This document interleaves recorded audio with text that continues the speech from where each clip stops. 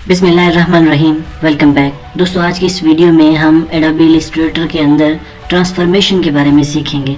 तो ट्रांसफॉर्मेशन के अंदर क्या हो सकता है, किसी ऑब्जेक्ट की पोजीशन को रोटेट करना, उसकी जगह को चेंज करना, उसकी स्केलिंग करना, बाउंडिंग बॉक्स की सिलेक्शन करना, अगर वो अनसेलेक्ट है तो बाउंडिंग बॉक्स होता क्या है, डुप्लीकेट द ऑब्जेक्ट, हम किसी ऑब्जेक्ट की डुप्लीकेट करना चाहते हैं, कॉपी बनाना चाहते हैं तो वो कैसे करेंगे। सबसे मोस्ट इम्पॉर्टेंट शिफ्ट और आल्ट का इस्तेमाल सीखेंगे कि किस तरह से एडोबी इलस्ट्रेटर के अंदर शिफ्ट और आल्ट को बेहतर तरीके से इस्तेमाल किया जा सकता है। और फ्लिप द ऑब्जेक्ट, किसी ऑब्जेक्ट को फ्लिप कैसे करना है, रोटेट कैसे करना है, ये सारे बेसिकली काम ट्रांसफॉर्मेशन कहलाते हैं। तो चलिए प्रैक्टिकल स्टार्ट करते हैं। सबसे पहले हम एक फ़ाइल खोल लेते हैं। इसमें मैंने एक पॉलीगॉन जो है यहाँ पर ड्रा कर रखी है। हमारा पहला टॉपिक है position, rotation and scale. Position से मुराद किसी ऑब्जेक्ट की पोजीशन को बदलना है, मतलब दाएं बाएं ऊपर नीचे आप उसको ड्रैग कर सकते हैं अपने ड्रैग सिलेक्शन टूल के ज़रिए। किसी ऑब्जेक्ट को सिलेक्ट करने के बाद मैंने दाएं मूव कर दिया, बाएं मूव कर दिया, अपवर्ड डाउन मूव कर दिया, डाउनवर्ड मूव कर दिया। तो किसी ऑब्जेक्ट की पोजीशन को बदलना। उसके बाद है रोटेशन। किसी भी ऑब्जेक्ट को अगर आप सिलेक्ट करते हैं तो उसके इर्द गिर्द जो ये बॉक्स बनता है इसको बाउंडिंग बॉक्स कहते हैं, जो व्यू के अंदर यहाँ मौजूद होता है। ये हाइड बाउंडिंग बॉक्स ये ख़त्म हो गया है यहाँ से। तो शो करने के लिए दोबारा यहाँ जाएंगे, show bounding box. Bounding box को हमने शो कर दिया है। तो किसी भी ऑब्जेक्ट को रोटेट कराने के लिए बाउंडिंग बॉक्स का होना ज़रूरी है। किसी भी कॉर्नर के ऊपर अगर आप जाते हैं तो आप देखें तो आपके कर्सर की जो शेप है वो बदल गई है। इसको आप रोटेट कर सकते हैं इस तरह से, ठीक है। अगर आप चाहें तो यहाँ ड्रैग सिलेक्शन टूल पर डबल क्लिक करेंगे तो ये रोटेशन बॉक्स खुल जाएगा। यहाँ पर व्यू का बटन ऑन रखें यहाँ पर, और आप यहाँ से इसे अगर मूव करते हैं तो ये आपका जो ऑब्जेक्ट है वो आपको मूव होता दिखाई देगा, ठीक है। ये देखें, इसको ओके करेंगे तो ये आपका ऑब्जेक्ट जिस पोजीशन पे आपने उसे रखा था वहाँ पर मूव हो जाएगा। मैं दोबारा यहाँ जाकर डबल क्लिक करता हूँ और इसको मैं 90 के एंगल पर ले आता हूँ, या यहाँ से मैं सिर्फ 90 हॉरिजॉन्टल अलग आप दे सकते हैं और वर्टिकल आप अलग दे सकते हैं। तो मैं यहाँ 90 पुट करता हूँ और ओके करता हूँ तो ये 90 के एंगल पे मूव हो गया है। तो रोटेट से मुराद आप किसी भी एंगल से उसको रोटेट कर सकते हैं। This is called rotation of the object. Bounding box के बारे में मैंने आपको बताया है कि कब जब अगर बाउंडिंग बॉक्स बाय डिफ़ॉल्ट यहाँ पर डिस्प्ले नहीं हो रहा तो आपने व्यू में चले जाना है और यहाँ पर हाइड बाउंडिंग बॉक्स आ रहा है क्योंकि यहाँ पे वो इस वक्त अवेलेबल है, तो आपने शो कर देना है। जिस वक्त ये नहीं होगा तो वही शो हो जाएगा। तो उसके बाद जो हमारा नेक्स्ट ऑप्शन है वो है डुप्लीकेट द ऑब्जेक्ट। बहुत ही आसान है। किसी भी ऑब्जेक्ट को डुप्लीकेट बनाने के लिए ड्रैग सिलेक्शन टूल से अपने ऑब्जेक्ट को सिलेक्ट करें, आल्ट का बटन प्रेस करके रखें और इसको ड्रैग करके बाहर ले आएँ तो ये डुप्लीकेट तैयार है आपकी। इसी तरह किसी भी ऑब्जेक्ट की आप डुप्लीकेट तैयार कर सकते हैं। फॉर एग्जांपल यहाँ पर हम एक और बना लेते हैं, इसके नीचे हम एक और बना लेते हैं। तो इस तरह से आप किसी भी ऑब्जेक्ट की डुप्लीकेट जो है वो बना सकते हैं। सिलेक्ट करके मैंने डिलीट कर दिया सबको।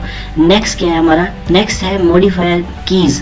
जो हमारे एडोबी इलस्ट्रेटर है, दो कीज़ ऐसी हैं जिनको मॉडिफायर कीज़ बोलते हैं। एक है शिफ्ट की, एक है आल्ट की। देखिए किसी ऑब्जेक्ट को आप सिलेक्ट करते हैं और कॉर्नर से पकड़ते हैं और खींचते हैं तो ये देखें अपने टॉप हेड को नहीं छोड़ रहा बल्कि नीचे की तरफ ये बढ़ रहा है। अगर इसी को हम खाली शिफ्ट की प्रेस करके रखें और इसको खींचें तो भी इसमें कोई ख़ास फ़र्क नहीं पड़ रहा है। आपको ये नज़र आ रहा है ये सेम सिम्ट में नीचे की तरफ बढ़ तो रहा है लेकिन अपनी टॉप पोजीशन को ये नहीं बदल रहा। लेकिन आल्ट की जो है वो एक अलग इसका इफ़ेक्ट है। अगर आप किसी ऑब्जेक्ट को सिलेक्ट करते हैं और आल्ट की प्रेस करके उसकी किसी कॉर्नर को पकड़ के खींचते हैं तो वो सेंटर से ऊपर की तरफ बढ़ता है और सेंटर से कम होता है।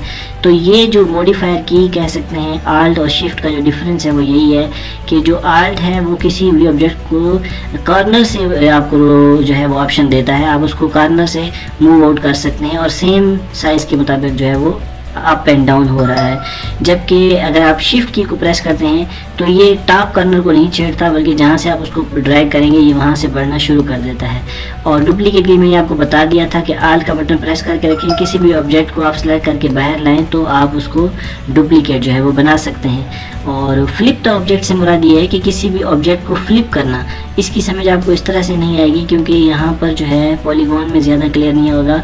मैं एलिप्स टूल ले लेता हूँ और इसको हम सिलेक्शन टूल के ज़रिए थोड़ी सी इसकी रोटेशन कर लेते हैं, चेंज। और ये देखें, और अगर हम इसको यहाँ से सिलेक्ट कर लेते हैं और यहाँ से आप इसको राइट क्लिक करें, ट्रांसफॉर्म के अंदर आएँ और यहाँ पर देखें रोटेट का ऑप्शन मौजूद है। रोटेट में जाएं और यहाँ पर आप एंगल दे दीजिए जिस एंगल पर आपने उसे फ्लिप कराना है, रोटेट कराना है। ये देखिए 90 के एंगल पे वो रोटेट हो गया है। इसी की अगर 90 के एंगल पे आपको डुप्लीकेट चाहिए तो दोबारा ट्रांसफॉर्मेशन में जाएं, रोटेट में जाएं और 90 के एंगल पे कॉपी क्रिएट कर लें इसकी। ठीक है, ये कॉपी आपके सामने आ गई है।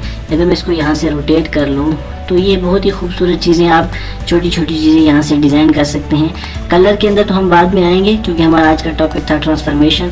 तो मैंने कोशिश की कि जो बेसिक ट्रांसफॉर्मेशन की चीज़ें हैं वो आपसे शेयर करूँ। वो हमने कोशिश की है इस वीडियो में कि position, rotation, scale, bounding box, duplicate the object, shift की का इस्तेमाल, आल्ट की का इस्तेमाल और फ्लिप करना किसी ऑब्जेक्ट को।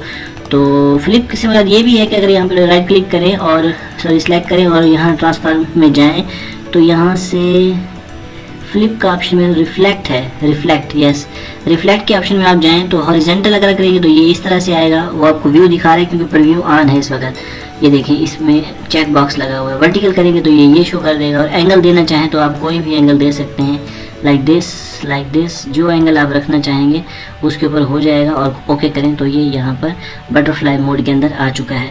होप फॉर द बेस्ट, आपने कुछ ना कुछ नया ज़रूर सीखा होगा। बेसिक हम समझने की कोशिश कर रहे हैं। जुड़े रहें, सीखते रहें। Thanks for watching, stay tuned.